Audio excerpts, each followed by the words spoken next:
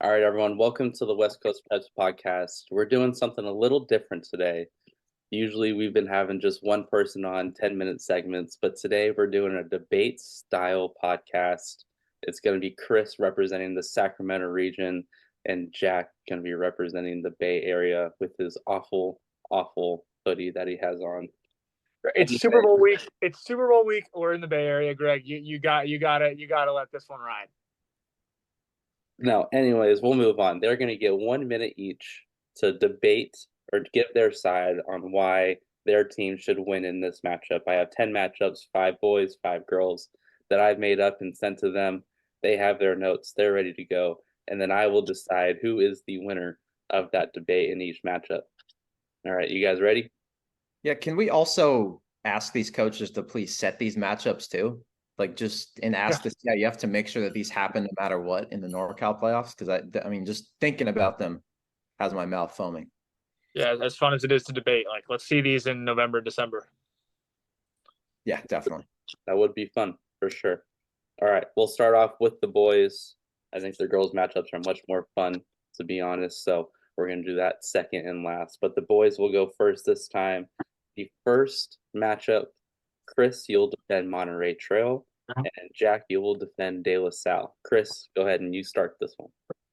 Yeah, I know Monterey Trail kind of had a crazy loss last night, right? 106 to 101, but it's almost impossible to win every game. Even Salesian and De La Salle haven't, right? Even these SoCal powers haven't. But Monterey Trail is 24-3, their best season in school history. And they've got the best player, I would say, in Northern California, just production-wise and impact-wise. You've got Brandon Gibson, 6'3", had 51 points a week and a half ago. Even Jack in the Bay Area is texting me about that. You've got him, a deep team, and I think they match up well with De La Salle.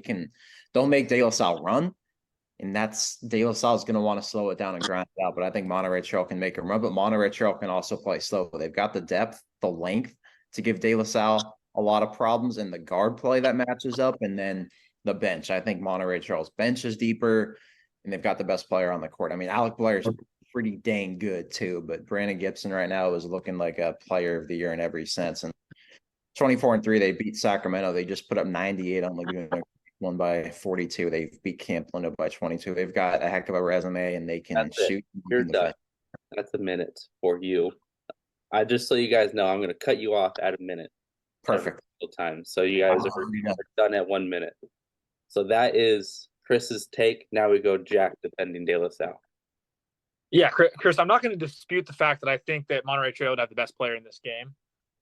But if you were to rank the top 10 players in this game, I think De La Salle would have players 2 through 5, maybe 2 through 4, but confidently those next couple.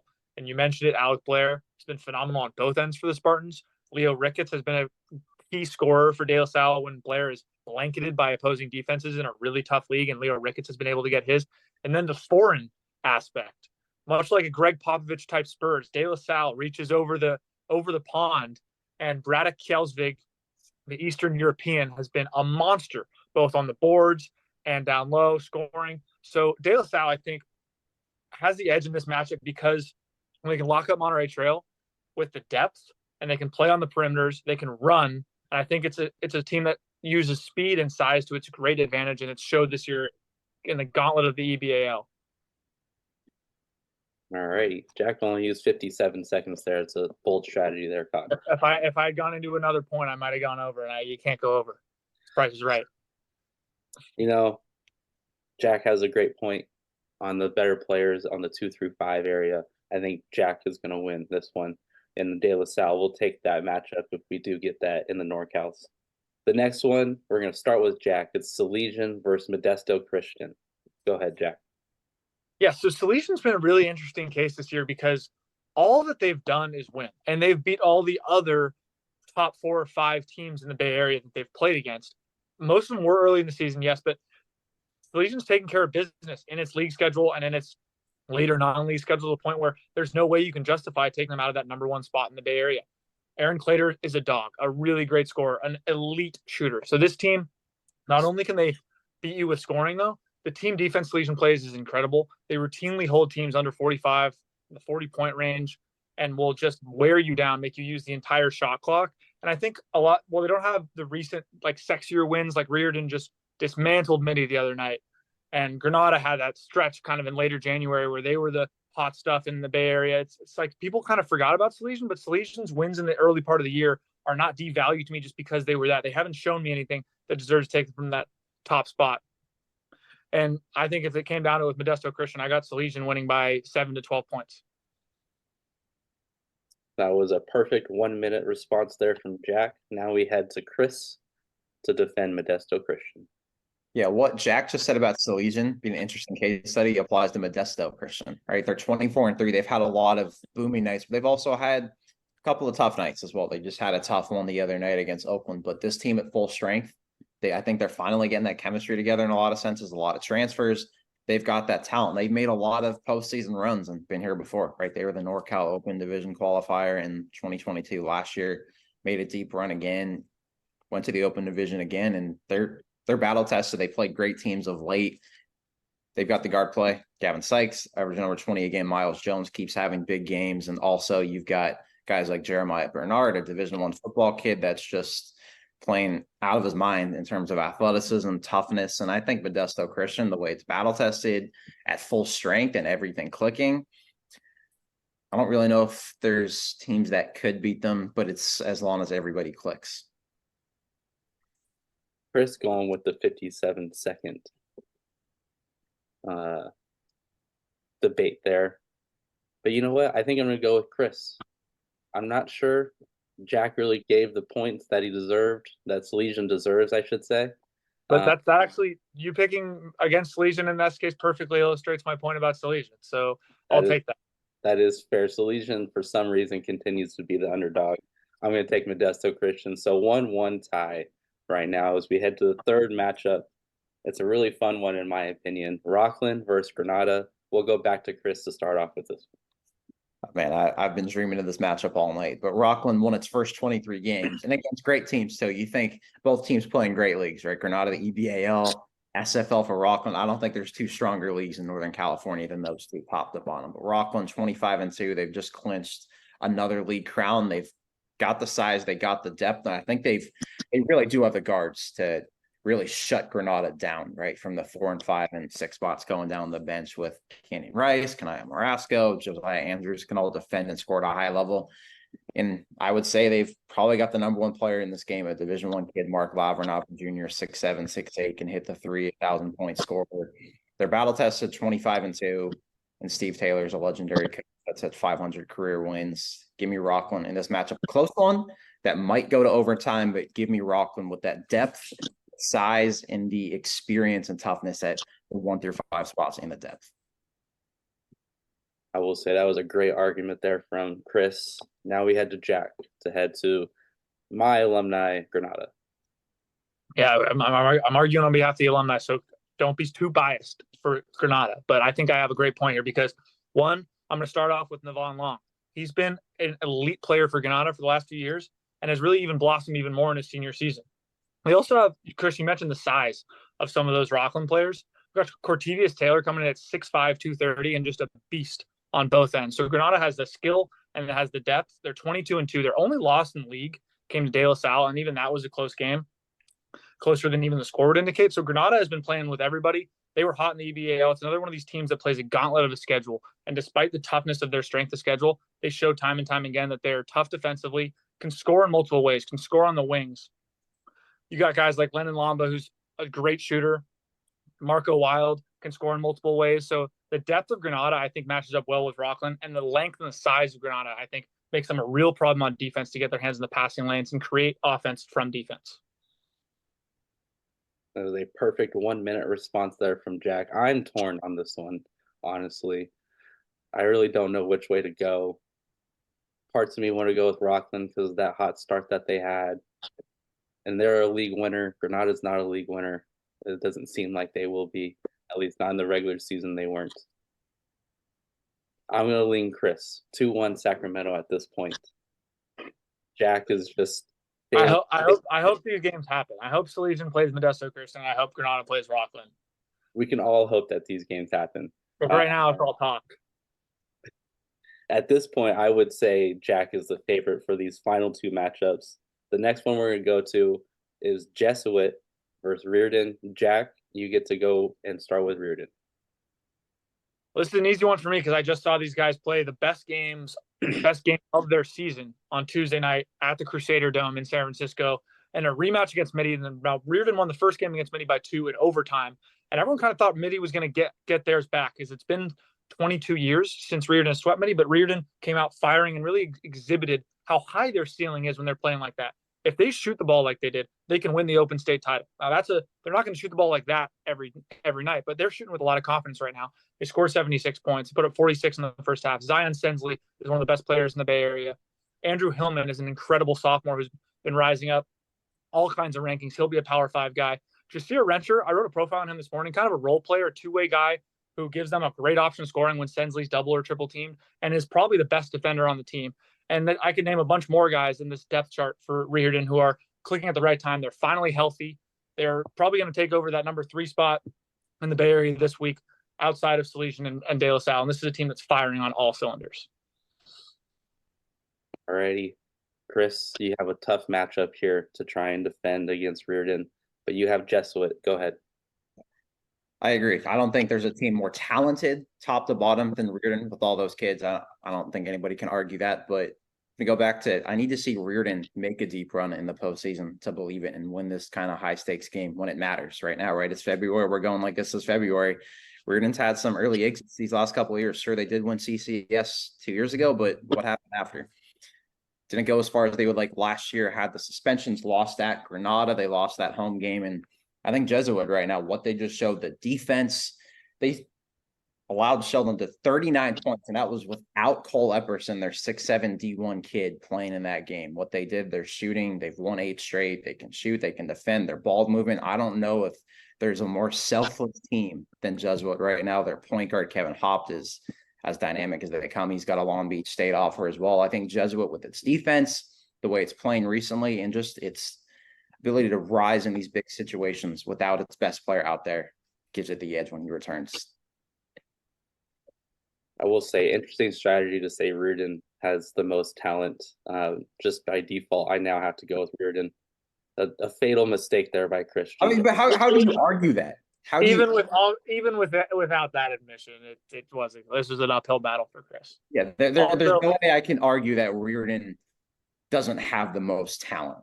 And the logical fallacy of using previous years.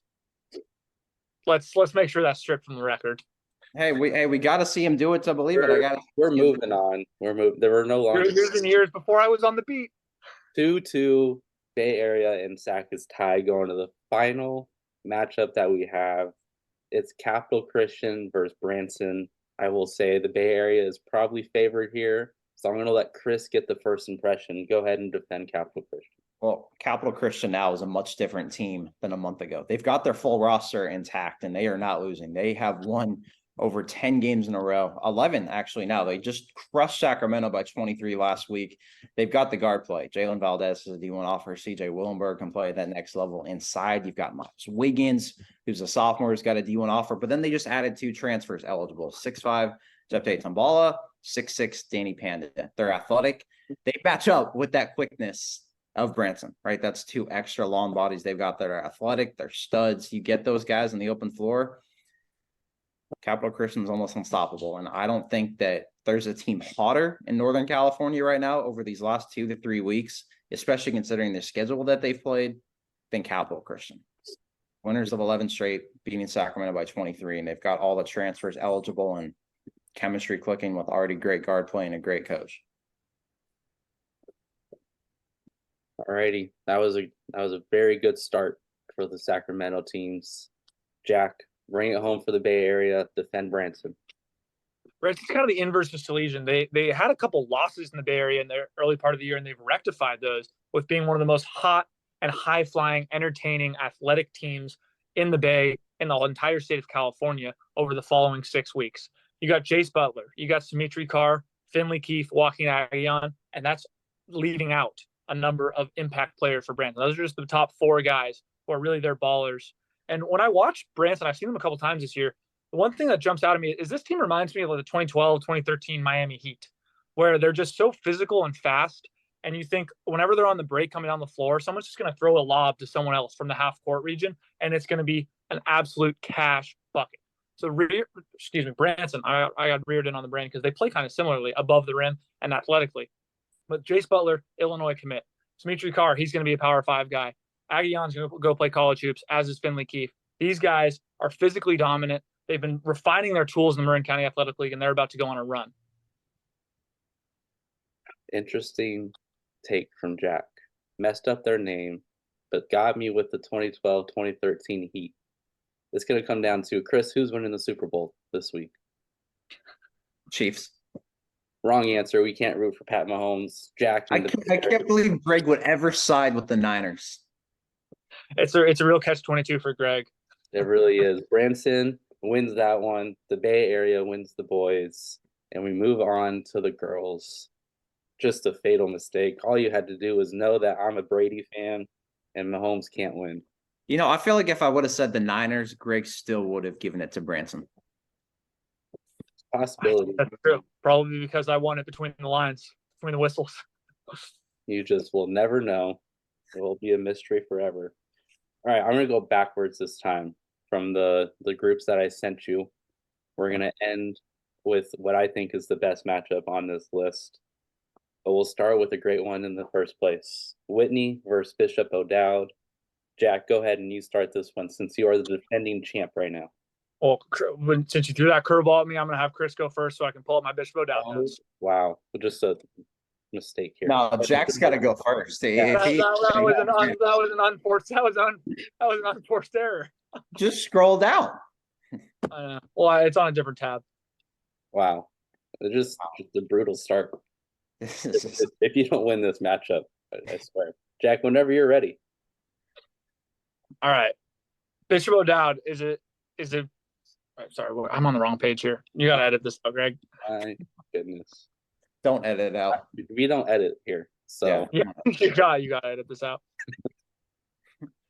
Bishop O'Dowd lost their 5th game of the year on January 15th to Mitty, which is hardly a black eye, right? Mitty's one of the better high school basketball teams that we've ever seen in the state of California. And since then, all that they've done is win 12 in a row and win the vast majority of those games in dominant fashion in the East Bay. Their average margin of victory over this last three weeks or so is around 45 points. So Bishop O'Dowd is a team that'll lock you down on defense. They routinely keep teams under 30 points. They had a 71-2 win over San Leandro a couple weeks ago on January 26th, and their defense has been absolutely suffocating. They get a lot of steals, a lot of turnovers, and they are going to force you to use the entire shot clock and miss shots on offense. It's a high-flying team that can really shoot the three, better than a lot of girls' teams I've seen. All righty, Chris. I think you have a major lead going into this one. Go ahead and defend Whitney. Yeah, I haven't seen a more selfless team than them. Sydney Gatson, a coach. She schedules tough every year, and that's going to help them even more. I think especially their league is tougher. I know you've got Piedmont in that league, but top to bottom, the SFL is stronger with Folsom, Oak Ridge, Rockland, Del Oro, you name it. Every team's pretty much top 20 in NorCal on that list. But you've got the top player in this game too. Harper Peterson, Stanford signee, 4-star prospect. She's an assist machine. She's 6'3", 6'4", runs the floor, and she gets everybody involved. They can shoot. Sammy Schooler is a great defender. A D1 track commit too. But you've got a tenacious rebounder who's going to dominate the glass and Tylee Kitchen. There's nobody, even teams ranked ahead of him, that's out-rebounded her. Bigger girls are not out-rebounding her. She had, 10, 12 rebounds the other night, and she's also a D1 softball commit to San Diego State. So you're noticing these multi-sport people as well. It's just kind of an extra shout-out I want to put in there. But Whitney's as selfless as it comes. They move well. They've got the best player in the court, and they're going to rebound, which is huge, and defend at this time of year. So I think that gives Whitney the edge over Bishop O'Dowd. Yeah, that was an easy win. Nothing against Bishop O'Dowd. Just had a terrible lawyer in this one. So the decision goes to Whitney. An inexplicable curveball from Greg to start the girls segment, but well, you got to be prepared for anything when it comes to me. Sacramento leads 1-0.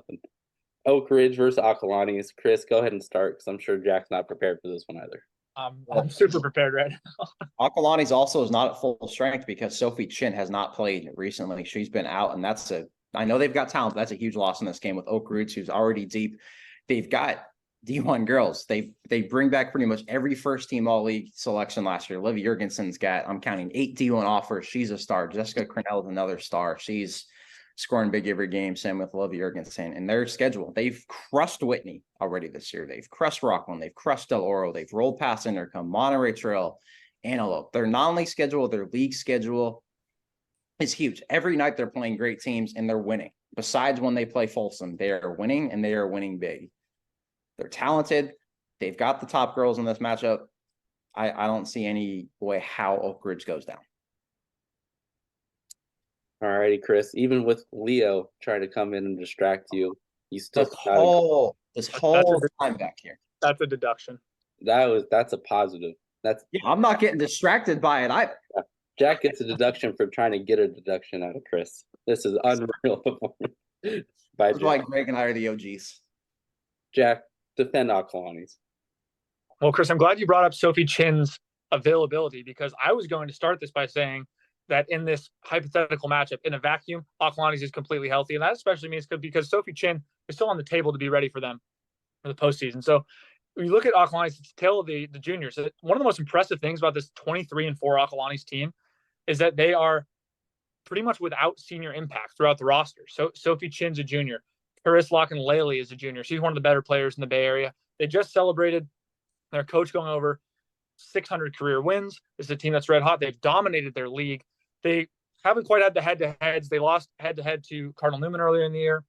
But Locke-Laley is such an elite scorer. They have such a good defensive presence that Ocalanis, I think, takes this one against any of their Sacramento counterparts. I will say Chris came out hot, attacking Ocalanis with their star player being out. And I think he gets credit for that. Plus the distraction of his dog Leo coming in. Chris has a 2-0 lead over Jack in the Bay Area. I'm dialed in. Going to be a hell of a story. It's a dominant performance. I'm also wondering how Jack is saying Ocalanis would beat any of the Sacramento counterparts. He doesn't even know what's coming. Wow. I like the fire Chris has had. He didn't have this in the boys matchup for sure. All of a sudden, he's turned things up a notch. I want Chris to start again. I like what I see from him right now. McClatchy versus Carondelet. Here we go. Well, I've already talked to San Ramon Valley's coaches about this team before too, and McClatchy dominated them over the summer. McClatchy's hot. They've won 14 straight. They beat Monterey Trail by 40 and by 22. Grant by 35. Oakland Tech by 13. They've got Nina Kane, also the best player in this game. Their guard matchups are great. Their forward matchups are great. There's not a spot where McClatchy's not going to win this game, and dominating every great team that they've really faced on the schedule. Also dominating San Ramon Valley and San Ramon Valley's coaches and opposing coaches raving about them. That's all I need to know. And these are from teams that beat Carondelet too, that maybe some people on our staff have seen, like Greg saw last week or 2 weeks ago, right? Sometime in this season when Greg saw that, but McClatchy was already great last year. They're a better team than Carondelet this year, a better resume. Give me McClatchy. Easy. Chris is dominating right now. Jack, you need pull something out of your hat right now just to keep yourself alive. Go ahead. Okay, what I'm going to say about Carondelet is it's pretty simple. If one, Midi, who are already discounting from this entire debate, which might I add is kind of unfair, and two, San Ramon Valley. If those two teams didn't exist, Carondelet would be the best team in the Bay Area. All they've done in the last 4 weeks is win, besides that loss to San Ramon Valley, which was a respectable loss, a 7-point loss in league. In a rivalry game like that, you can live with that loss to the number 2 team as the number 3 team. 5 times in the last 3 weeks, Carondelet has scored over 70 points, 3 of those being over 80 points. And in girls basketball games, that is an insanely high total. So this team can flat out score against anyone. They can shoot the lights out. I think a lot of their offense has to do with how intense they are on defense, that full court press, that kind of defense in the half court where they force teams out to the perimeter to make shots that a lot of teams are incapable of making on a consistent basis. I think that's why Carondelet's been so successful against any Bay Area opponent not named San Ramon Valley. That was a pretty good debate there by Jack. I'm not going to lie. Carondelet takes it by a slim margin, and Bay Area. I love how we're playing the what if game, though. If Midi and San Ramon Valley weren't in the Bay Area, then Carondelet's the best team. Are we also forgetting some other teams in the Bay Area that are pretty good? Wow.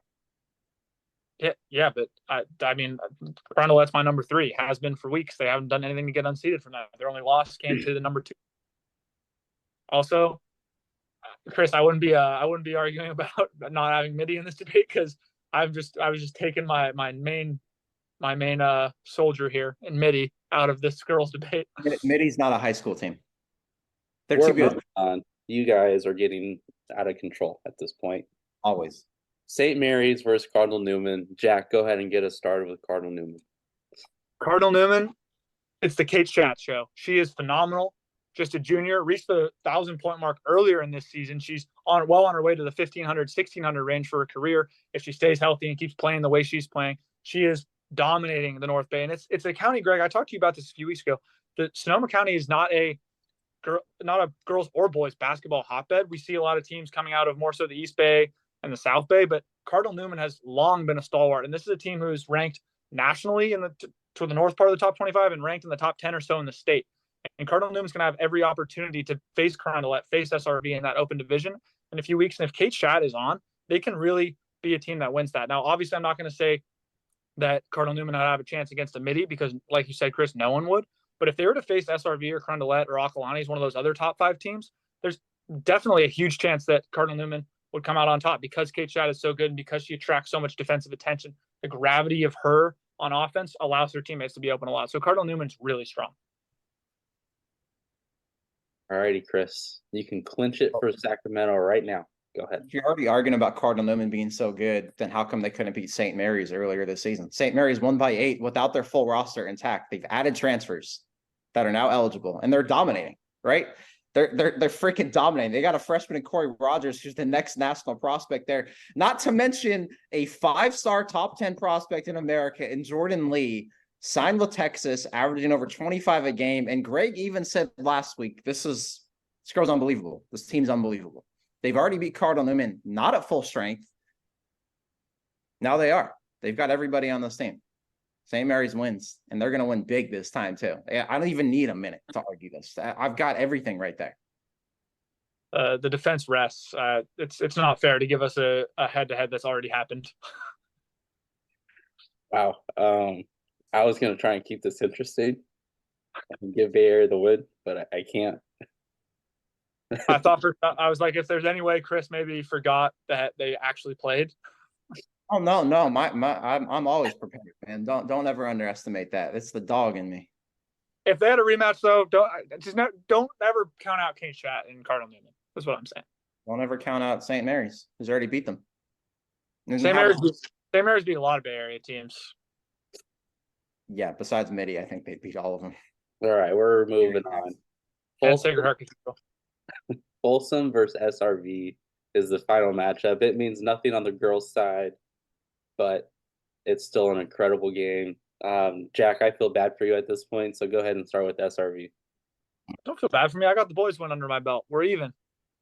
I'll dive into SRV. This is a team that has family ties for Chris, and I can say firmly that without Midi being in the Bay Area, SRV would likely be that top dog coming out of the open for the Bay Area, representing that, and even when they head to the NorCal playoffs. So SRV is phenomenal. You got Sophia Bose, who's a scorer at all levels. She's going to Cal. She can get inside the paint. She can hit the mid-range. Gosh, she is lethal in the mid-range, making those post moves, hitting those turnarounds, using the backboard to her advantage, and she can shoot the 3. Sierra Chambers is an elite guard who I really think the offense, kind of the ecosystem of the offense runs through her, right? She's not going to have the same point totals that Sophia Bose or Avery Knapp has, but she's bringing the ball up the floor. She's facilitating things. I think she's kind of the beating heart of that offense, even if Sophia Bose is the brain, right? And then I mentioned Avery Knapp. She's the size. She's got a lot of height. She's an elite rebounder, and she gives San Ramon Valley a fighting chance inside against a huge team like Midi to just be respectable, grab rebounds, and create a physically imposing game. So San Ramon Valley at 3 different parts of the game. You're done. Sorry. I messed up, and I tried to give him an extra 5 seconds, and he still kept going. That was 1 minute and 10 seconds right there. I apologize, Chris. Now you get 1 minute and 10 seconds. Sorry, I have so many good things to say about our friends over at San Ramon Valley. He's still trying to butter me up right now. Unreal. Go ahead, Chris. Defend Folsom. San Ramon Valley's great. There's no question about it. But they've even told me, their coaches have told me Folsom's a different beat. Folsom's in that elite level with St. Mary's. And then obviously Midi's at a different level. But it's Midi and then St. Mary's and Folsom.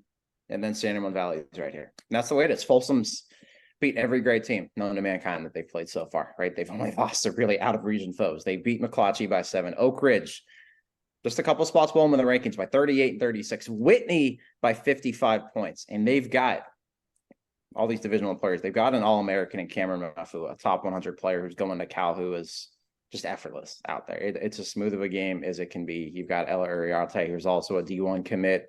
I really don't need a minute for this. They've beaten everybody huge. They've beaten the Oak Ridges by 30+ points each time, crushed Whitney every single time. What more do I need to say? They've already been in the Open Division in past years. They're going to be in the Open Division again. San Ramon Valley hasn't. They're defending section champs in D1. Folsom wins this game. It's not even a question for me.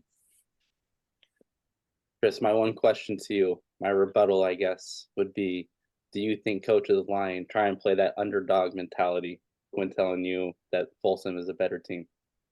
No, because they've also told me going into games when they have a better team. Coach Cristiano told me they'd beat Folsom if we're just playing the blind hearsay game here. He told me they'd beat Folsom by 30. Wow. Okay. That's unique. That's definitely a lie. I'm grasping at straws here on the girls' side. Wow. Wow. Jack threw a Hail Mary and it went out. You just conceded defeat. I guess we're just gonna have to see who will decide this. Who's the NorCal representative in the Open Division? I guess that's the only way we'll be able to settle this debate. I mean, everybody knows that's Mitty. Oh, where's Mitty? They're playing college basketball, but they're allowed to play high school this year. Yeah, it's unbelievable. My note page is gone. This has gone off the rails. Chris, and that looked like the end of some of those ESPN shows where you're just throwing the stuff in the air, man. The show's over. Yeah, this show's over. Like around the horn. Exactly. Hey, do you want to give me a minute to talk about Mitty? I'll give you 30 seconds. Mitty deserves it.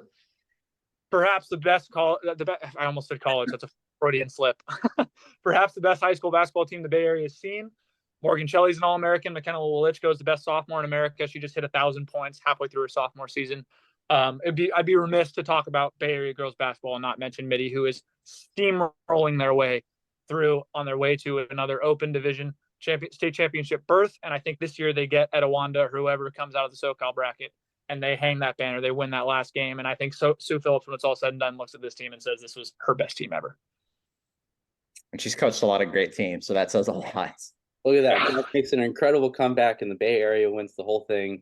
Unreal comeback. As we should with Mitty. Chris Jackson somehow loses this despite winning 6 out of 4 of the matchups, but Mitty somehow takes it all because we all know that's what's going to happen. Easily. Yeah. Say that ain't an argument on my side.